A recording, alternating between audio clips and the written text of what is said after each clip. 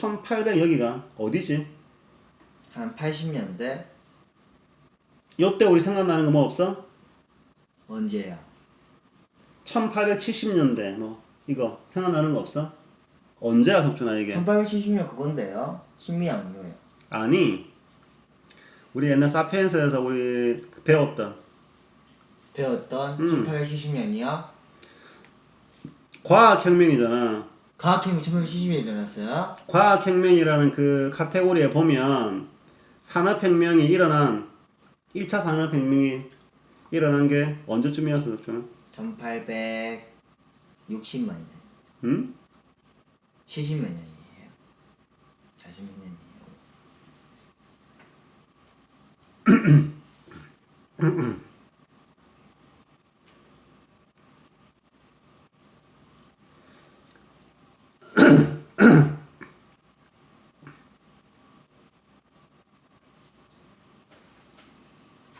자 1차 때가 1760년대부터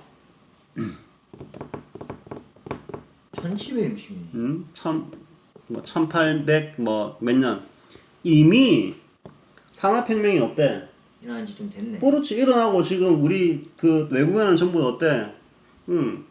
그 기계를 가지고 증기기관을 가지고 그지? 했었다고요? 그런 걸 전부 다 지금 하고 있는데 아, 우리만 이러고 있었어요. 우리만 지금 언제까지 지금 속 걸어가지고 농사 짓고 뭐 사람이 손으로 다 배짜고 그지? 이야, 그럼 이때는 지금으로 생각했을 때 우리나라는 그런 거네, 진짜. 저기 그 사람도 있잖아요. 뽀뚜로족 같은 스타일. 뽀뚜르 네, 거기는 이제 뽀뚜르보다는 조금 더 한 뭐 지금 네. 따지면 뭐 북한 정도? 북한이나 뽀뚜르가 똑같지. 얘가 되지 그지? 자 그러니까 얘네들이 보니까 답답한 거야. 이거 이렇게 해서 지금 되는 게 아니라 지금 흥성대 영군이 이런 식으로 정치를 하면 안 된다 라는 걸 갖다 고종한테 왜냐면 일단 왕은 고종이었으니까 얘기를 했겠지 그지? 그러니까 고종도 이제 그런 거를 그렇지 우리도 이렇게 해가지고 문호를 지금 개방을 해서 뭔가 우리도 지금 그 다른 아이들처럼 그런 그 대칭되는 그런 수준을 만들어야 되겠다라고 생각했을 거 아니야, 그지? 자, 이런 과정을 통하면서 어때? 일단 흥성대원군이 하야했다. 하야. 가야? 하야라고 하는 것은 스스로 내려왔다. 하야했던 대통령이 우리 또 한 사람 더 있지. 스스로 내려온 사람? 이승만. 왜 스스로 내려왔어요, 이 사람은? 이 사람은 막 지가 오랫동안 해먹으려고 온갖 막 지금 권모 수술을 다 쓰고 이렇게 하다가 결론적으로 부정선거를 해가지고 그 뭐 국민들은 다 자기를 안 뽑았는데 막 그거 다 갈아엎어갖고 가로로 막 써가지고 막 이렇게 해가지고 부정선거를 해가지고 막 하니까 어때? 이때 우리 국민들이 막 들고 일어났던 거지. 그래가지고 이게 너무 막 큰일 나겠는데 싶으니까 어때? 자기 스스로 하야 내려온다 이 말이야. 이해가 되지?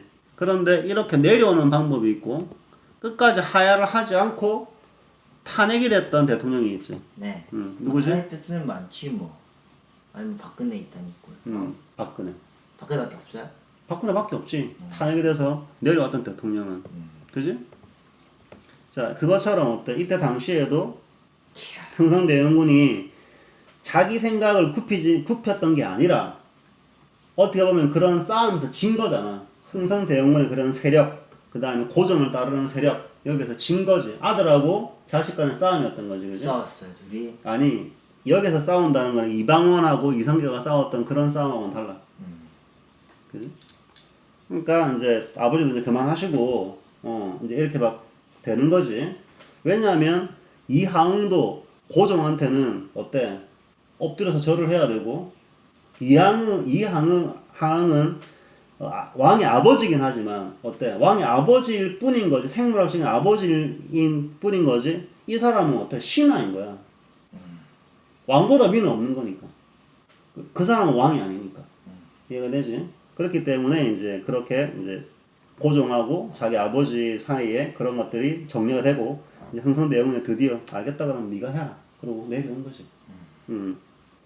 이해가 되지? 그래서 두 가지가 있는 거야. 북학파라는 그런 이제 그 중국 쪽에서 공부했던 아이들 돌아와가지고 우리는 문을 개방해야 된다. 이러다 큰일 난다라고 주장하게 된 거고 그것을 이제 고종이 받아들여가지고 흥성대원군하고 이제 어떤 그런 설득을 했겠지, 그지? 그렇게 하니까 홍성대원군이 하야를 한 거고. 이해가 되지? 자, 이런 상태에서 일본에서 무슨 일이 있었냐면 명치유신.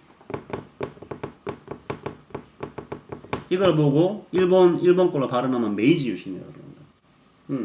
이 메이지유신이라는 이런 일본에서 그런 어떤 혁명적인 그런 일이 일어났던 거야. 그런데 여기에서 그 나중에 어떤 일이 생기냐 그러면 야 일본이 느닷없이 갑자기 일본이 이때는 일본도 없어. 지금 우리하고 지금 상대하고 있었던 거는 누구지?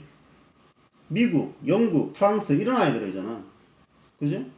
이때까지는. 그런데 갑자기 일본이 메이지 유신이라는 그런 일을 겪고 난 다음에 정한론. 한국을 치자. 한국을 쳐야 어때? 조선을 치자. 그래야 조선을, 그러니까 옛날 똑같은 거지. 임진왜란하고. 그래야 우리가 중국으로 갈 수 있지 않겠느냐. 그지? 그러니까 우리도 한국어를 뭘로 만들자? 식민지로 만들자. 왜? 다른 거 다 지금 그 뭐지? 식민지 만들어가지고, 해쳐먹고 있는데, 우리도 그냥 같이 하자. 이렇게 된 거지. 근데 일본이 그런 얘기를 주장할 수 있었던 이유는 뭐야? 일본은 어떻게 했었다고? 왜 그걸 했겠지. 잘 배웠던 거야. 이해가 되지? 자, 지금 현재 그까지 이제 온 거야. 또, 강화도 조약의 체결. 일본은 윤요호 사건을 일으켜 조선의 개항을 강요하였다. 이를 계기로 조선은 일본과 강화도 조약을 맺어 문호를 개방하였다. 강화도 조약은 조선이 외국과 맺은 최초의 근대적 조약이었지만 일본의 해안 측량권과 치외 법권 등을 인정한 불평등 조약이었다. 이에 체결된 부속 조약에서는 개항장에서 일본 화폐의 유통과 양국의 무제한 유출이 허용되었고 일본의 수출임 상품에 대한 무관제 원칙 등이 정해졌다. 이로 인해 국내의 곡물 가격이 폭등하고 일본 상품이 무분별하게 유입되었다. 이러한 불평등을 개선하기 위해 조선 정부가 노력한 결과 1884년에 관세 국가가 인정되었다. 강화도 조약의 성격. 1조 조선국은 자주국이며 일본국과 동등한 권리를 가진다. 4조 조선국 정부는 부산 외 두 곳에 항구를 열도록 한다. 7조 일본국 항해자가 조선국의 해안을 자유롭게 침략하도록 허가한다. 침량. 그다음에 일본국 국민이 조선국 항구에서 죄를 지은 것이 조선국 국민에 관계되는 사건일 때는 모두 일본국 강원에 심판한다. 네. 자, 그래서 이제 강화도 조약이 생긴 거야. 네. 강화도 조약은 상당히 중요한 사건이니까. 네, 강화도 조약. 처음에 이제 누구한테 당하고 똑같이 우리한테 한 거라 그랬어요.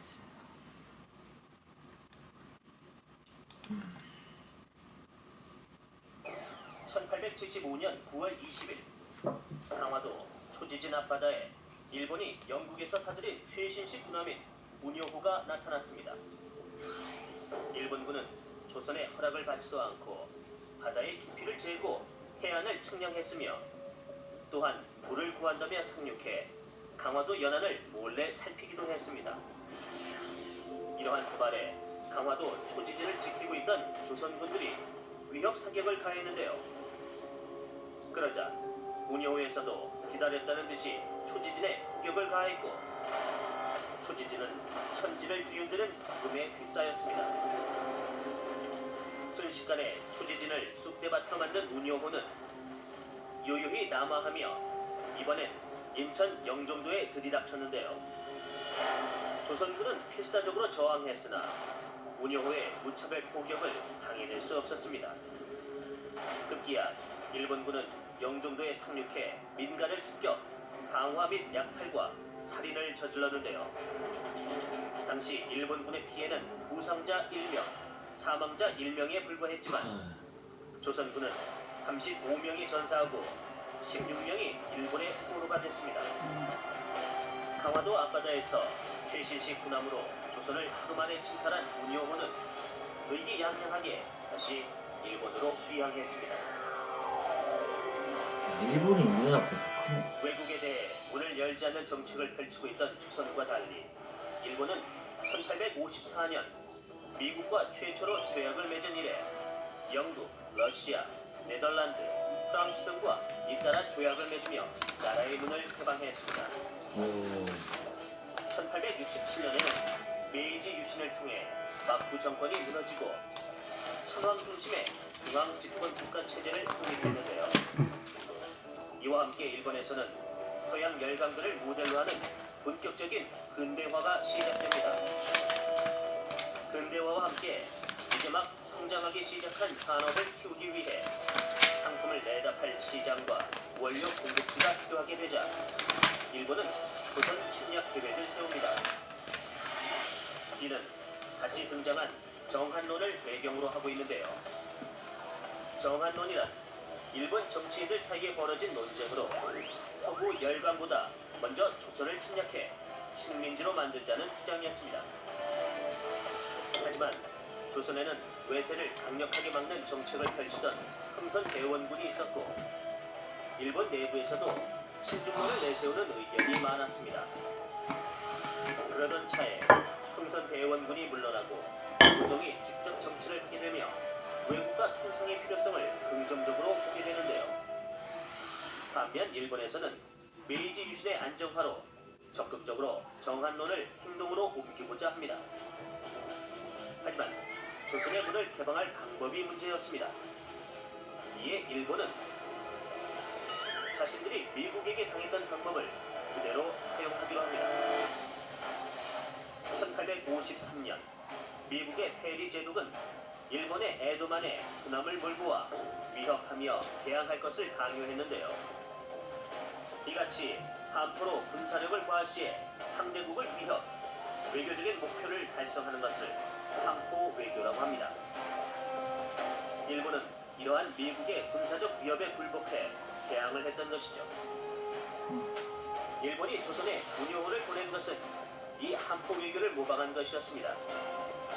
그런데 일본은 우리가 먼저 공격하게끔 유도한 뒤에 조선이 공격해 어쩔 수 없이 방어 공격을 한 거라며 자신들을 오히려 피해자로 여기게끔 만드는 더욱 강교한 꾀를 낸 것이죠. 이렇게 문이오호 사건은 일본이 조선에게 대항을 요구하기 위해 벌인 계획된 사건이었습니다.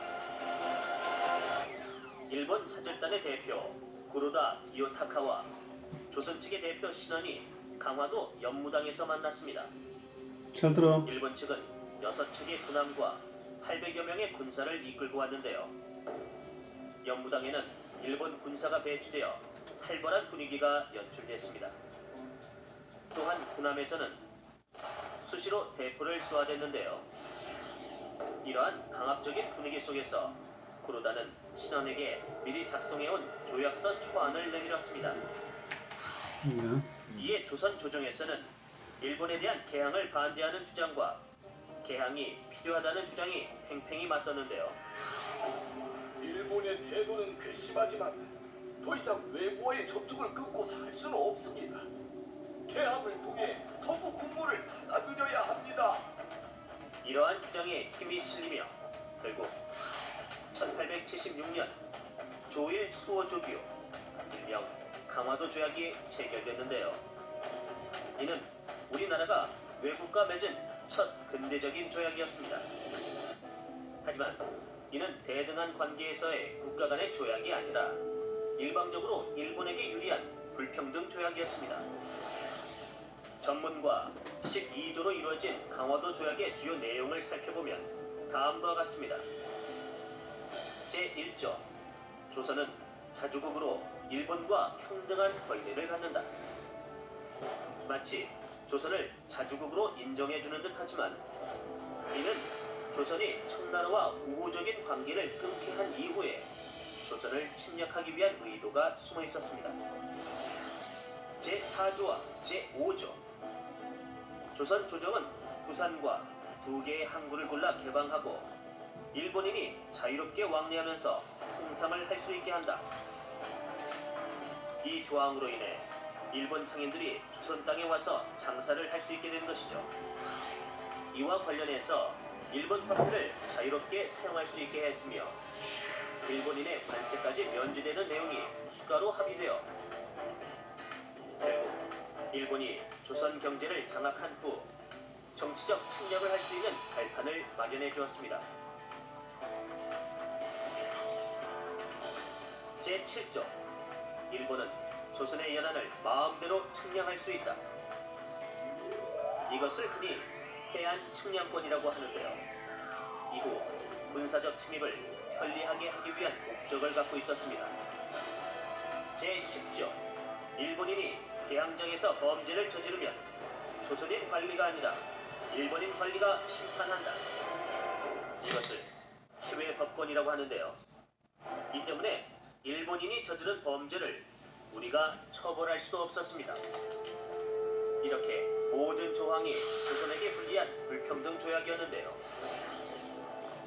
강화도 조약은 다른 나라와의 교류를 거부하던 조선이 세계의 문을 연 첫 근대적 조약이었지만 일본에게 일방적인 권리를 주며 조선 침략의 발판을 마련해준 계기가 됐습니다. 자, 대충 이해가 되지, 그지? 네. 자, 그러면 이제 우리가 강화도 조약하면 딱 기억해야 되는 게 첫 번째는 뭐다? 우리 최초의 근대적 조약. 근대적 최초의 조약이다. 조약이라고 하는 것은 국가들 간의 계약이다. 네. 이 말이야. 그 다음에 두 번째가 뭐다? 가장 중요한 게 불평등했다. 자, 이게 이제 핵심인 거고. 자, 그러면 이 일은 왜 일어났다? 미국이 일본이 미국한테 당했던 거를 똑같이 네. 영국에서 아주 지금으로 따지면 최신식 뭐 이지스함 같은 걸 갖다가 갖고 온 거지. 우리나라는 겨우 멀리서 이렇게 그냥 뭐 식민지 같은 그런 대포나 쏘고 있는데 걔네들은 훨씬 더 사거리가 길고 배에서도 그걸 쏠 수 있고 이런 것들로 무장이 된 그 운용이라는 그 배 한 대를 가지고 여기 와서 강화도에서 싸웠는데 보니까 와 장난 아닌 거지 그게 저런 걸 갖고 있다고? 저 못 이기겠는데 저런 게 있으면 우리는 싸워봐야 그 근처도 안 가는데 쟤는 저 멀리 싸웠는데 우리가 다 이렇게 된다고? 쫄았던 거지. 당연히 보가 들어갔을 거 아니야? 프랑스한테도 이겼고 미국한테도 이겼었는데 일본은 어때? 약간 달랐던 거지. 그런데 그 또 시점이 이제 고종이 조금 더 힘을 가지고 흥선대원군을 하야했던 시점이기도 하고 또 그런 일이 있었던 차에 금방 했던 것처럼 북한파 아이들이 이제 개방을 해야 된다. 이런 식으로 요구를 하니까 그러면은 얘기를 한번 해봐라 라고 된 거지, 그지? 자, 그런데 강화도에서는 조약을 하자라고 해서 이제 오니까 얘들은 막 배를 갖다 엄청나게 많이 갖고 이제 군사들 엄청나게 많이 데리고 온 상태에서 아까 거기 있던 어떤 사당 같은 데서 앉아가지고 둘이 앉아가지고 계약을 하는데 그 계약의 내용이 어떻다고? 읽어봐. 조선국은 자주국이어서 일본과 동일한 권리가 아니다. 자, 1조는 상당히 이제 우리한테 우호적인 거지, 그지? 우리를 인정해 주겠다는 거잖아. 네. 자주국이다. 네. 주권이 니네한테 있다. 두 번째. 조선국 정부는 부산 외 두 곳의 항구를 열도록 한다. 세 번째. 일본국 항해자가 조선국 해안에 자유롭게 침략하도록 허가한다. 자, 이게 지금 중요한 내용이지, 그지? 지도에서 이렇게 해가지고 해안이 있잖아, 이렇게. 네. 이때 당시만 해도 이 북한하고 남한이 그런 게 없잖아. 이게 다 그냥 한국인 거야. 그러니까 이런 해안을 딱 다니면서 여기 어디 암초가 있고 그 수심은 얼만큼 되고 어디에 섬이 있고 이런 것들을 전부 다 침략하겠다는 거야. 그 지도를 다. 이거는 무슨 얘기야? 우리한테 주권이 있다고 해놓고는 지네 나라가 여기 우리한테 여기 그러니까 이 연안이라 그러는데 이 연안에 있는 그런 정보들을 지네들 수집해 간다고? 말도 안 되는 계약이야, 좀. 이해가 되지? 이건 상당히 중요한 정보란 말이야. 그래야지 다음번에 그런 지도들을 잘 만들어 놓으면은 걔들이 침략을 할 때 어때? 엄청나, 그렇지. 이해가 되지? 그런 정보를 내준다는 것 자체가 이거 멍청한 거였다. 그지? 또 그리고 일본국 국민이 조선국 항구에서 지뢰 지은 것은 조선국 국민에 관련되어 있는 사건이면 모두 일본국 간원이 심판한다. 치외법권. 치외법권을 가지는 것은 외교관들이야. 외교관들. 자, 우리나라에는 각 그 대사 또는 영사 이런 사람들이 있는 곳을 대사관, 영사관 그렇게 얘기를 하는 거야. 네. 이해가 되지? 대사라고 하는 것은 그 나라하고 나라 사이에 대사의 그런 대사가 있는 대사관을 설치를 하는 그런 조약이 되어 있는 국가에서는 예를 들어서 미국 같은 경우 우리나라에 대사가 있지. 우리나라도 미국에 대사가 있다고. 그런 사람들을 보고 대사관이라고. 대사라는 계약, 그러니까 조약은 훨씬 높은 계약이고 영사밖에 안 되어 있는 것들은 둘의 신뢰가 그렇게 별로 안 돈독할 때 영사가 있는 거지. 자, 그러면 영사가 있는 곳이 영사관, 대사가 있는 것이 대사관인데 이 대사관이 있는 요 땅, 요 딱 집이 딱 이렇게 딱 지어져 있을 거 아니야? 네. 이 땅은 만약에 이게 미국 대사관이다 그러면 이건 미국 땅이야. 우리나라에 지어진 땅이지만 여기 이 안은 미국 땅이라고. 미국 땅. 북한 사람들이 여기 그 뭐지 탈출을 하기 위해서 한국으로 이렇게 이제 바로 올 수가 없으니까 탈출을 하기 위해서 도저히 먹고 살 수가 없고 진짜 이렇게 있다 죽겠다 싶으니까 어때? 중국으로. 와가 중국으로 가가지고 여기 있는 대사관에 중국 안에 있는 그런 여러 가지 여러 군데 그 대사관 그 안으로 막 뛰어 들어가가지고 막 그러니까 공안들 가서 잡고 막 이렇게 옛날 그런 거 많단 말이야. 봤어 한번? 그런 것들. 그러면은 이제 그 대사관 거기만 선만 딱 넘어가면 중국 아이들 잡을 수가 없는 거야. 왜냐면 그 땅은 중국 땅이 아니거든. 계약상. 만약에 거기가 미국 대사관으로 갔다 그러면 거기 미국 땅이야. 중국 경찰관들이 그쪽으로 들어갈 수가 없는 거야. 그걸 보고 뭐라 그런가? 치외법권이란다. 치외법권. 통치가 예외다. 그것을 갖고 있는 권리다. 여기는 치외법권이다. 니네들의 통치 권한이 미치지 않는다. 이해가 되지? 그걸 뭐 치외법권이라고 하는 그거를 자기들한테 인정해달라는 거야. 그러니까 지네나라 사람들이 잘못하면 어때? 자기 판사가 판결하겠다는 거야. 지금 되겠어? 안 되겠죠. 그지? 거짓말. 한국하고 일본하고 축구하는데 아빠가 가서 심판 보는 거 똑같은 거야. 그건 안 되죠. 한 100대 0으로 이기겠지, 그지? 이해가 되지, 그지? 이 치외법권 인정해달라. 그 다음에 또 뭐지? 관세를 매기지 말라. 관세라는 게 뭐야? 세금 그 자리에서 이제 일하는 그 세금. 관세라는 것은 어떤 A라는 국가에서 B라는 국가로 수출을 하고 여기서 수입을 할 때 먹이는 세금. 마찬가지로 한국에서 일본 수출할 때 내야 되는 세금. 이 관세를 가지고 어때? 관세를 많이 먹이고 작게 먹이고 이런 걸 따라 가지고 자국의 그런 산업을 보호를 하고 이렇게 한단 말이야. 예를 들자면 아빠가 타고 있는 랭글러는 미국에서 사면 3,500만 원 밖에 안 해. 우리나라 돈으로. 근데 한국에서 사니까 5천만 원 줘야 되는 거야. 왜? 관세 때문에. 이해가 되지? 우리나라가 미국 차가 들어왔을 때 관세를 그만큼 높게 먹이니까 나머지는 세금인 거야. 아빠 차를 더 좋게 만들어서 그게 아니야. 세금 때문에. 이해가 되지? 자, 그게 이제 강화도 조약이다. 대충 알겠지? 이거 근데 봐봐 덕준아, 이게 여기서 시험 범위가 지금 끝나. 그지? 그럼 이제 이거 한 점만 하면 시험 범위 지금 끝나잖아. 왜요? 아니 1단원만 한다며. 1단원만 친다며 니가. 1달러이면 여기도 다 하는 거 아니에요? 아니 그러니까 이게 조금 있으면 끝난다고. 5까지잖아 지금. 이까지잖아. 네. 그지? 이까지 아니야? 맞지? 여기서 지금 끝나는 거 아니야? 네, 1달러면 그거지. 그렇지. 만점이야 혹시? 무슨 만점이에요? 이거 엄청 많이 하는. 아니 이거는 만점을 안 받을 수가 없는 거야 덕준아. 이거 한 번만 끝나는 게 아니라 또 하고 이렇게 하다 보면 지금 20일 정도 아니 한 10몇일 정도 남았다고 손 치면은 딴 거 할 게 없고 이거 하고 과학만 하면 되는데 그렇죠. 만점이지 당연히. 이해가 되지?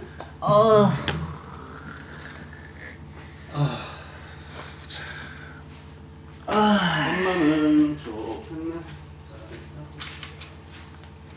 나이스.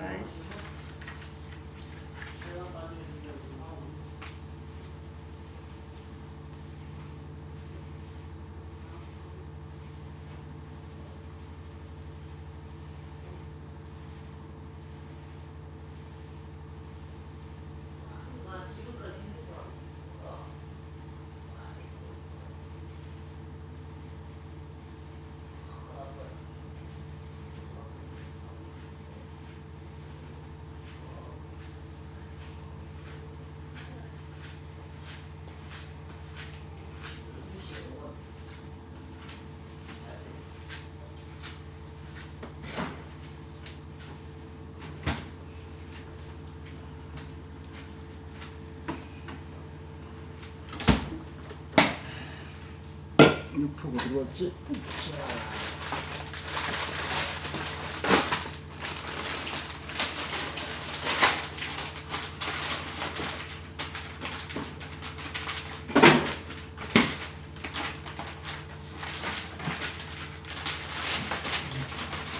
아, 좀 쉬어요.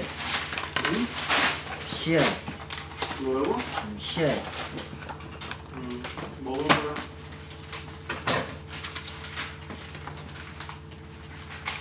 윤종아, 오늘 보름이 밥 줬어? 어? 얘 밥을 안 줄 때 지금 쳐다보고 있잖아. 밥을 안 주면 어떡해?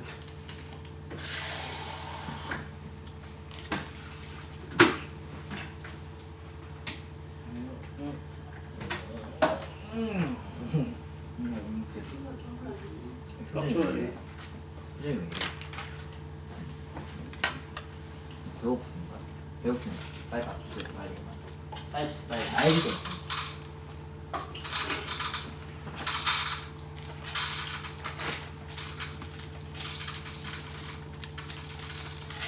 뭐 시야 아빠 17분. 17분.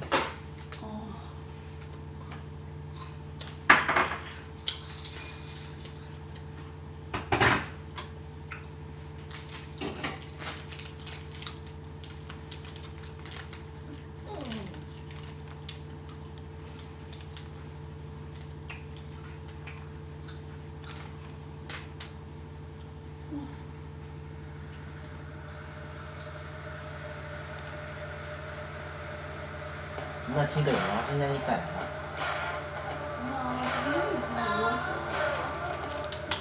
안 먹을래.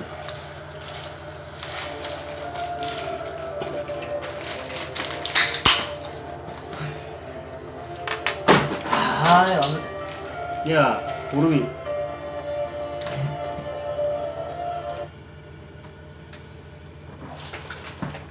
흥선 대원들에게 고종은 아주 특별한 아들이었습니다.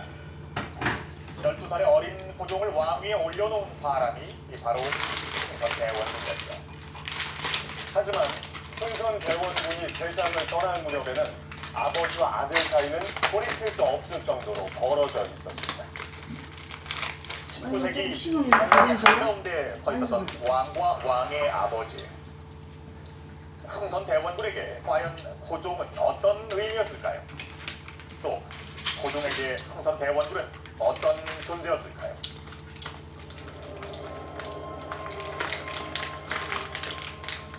흥선 대원군이 경기도 양주의 집곡산장으로 거처를 옮긴 1874년은 그의 삶에서 큰 시련기였다.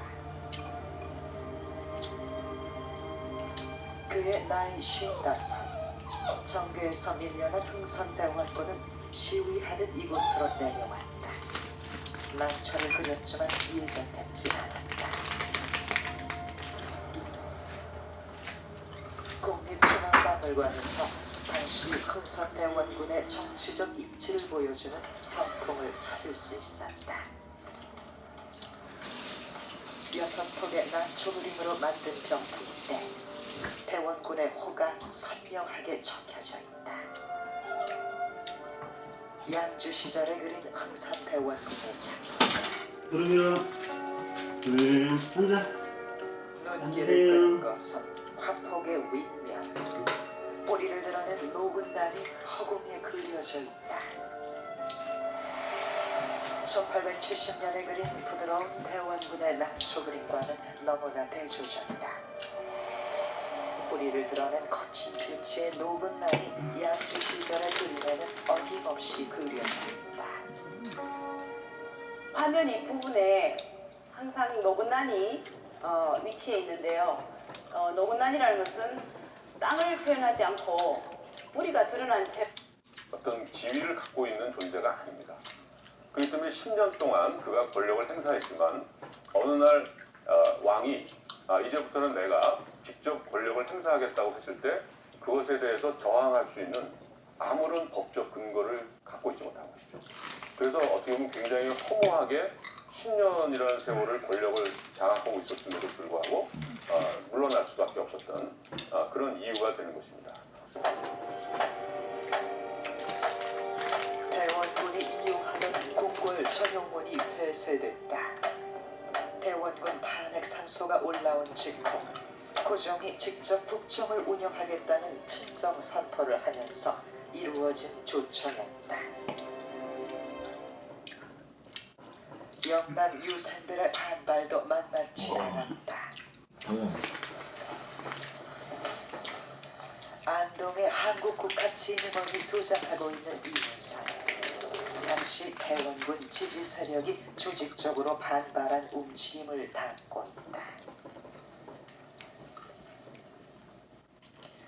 영남 유산 마녀년이 대원군의 정계 복귀를 촉구하기 위해 만든 만인소의 총알.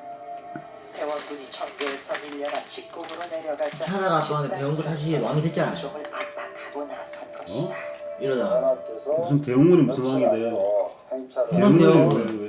왜 왕이 돼? 다시 왕이 안 됐어요?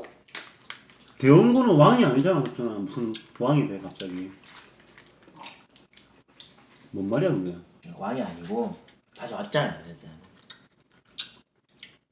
하야했다가 다시 왔다고? 태어났다 다시 왔잖아요. 누가 불렀잖아요. 와달라고 훈우영군. 나중에? 네. 명성황후 때문에? 네, 저 물어갔어요. 뭔데? 빈치. 야! 아버지를 시골에 놔두는 것은 그 도리에 맞지 않습니다 하는 근원적인 이유 밑에는 윤석열. 사실 대원군이 질질 흘려가지고 있지. 그대로 다시 복원시켜라 하는 요구가 민면에 깔려있는 이게 7,000원이에요. 아빠? 이거 왜 이렇게 비싸요, 아빠? 공론 정치를 중시한 조선 사회에서 만여 명의 인생이 연명을 올리는 만인소는 이거 소예요, 또 아빠? 무시할 수 없는 소로 만든 막강한 거예요? 영향력을 발휘했다. 근데 소로만 만든 거예요? 보통 만인소의 길이는 약 100m. 뜻을 같이 하는 사람들의 이름과 서명을 와. 일렬로 기록했다.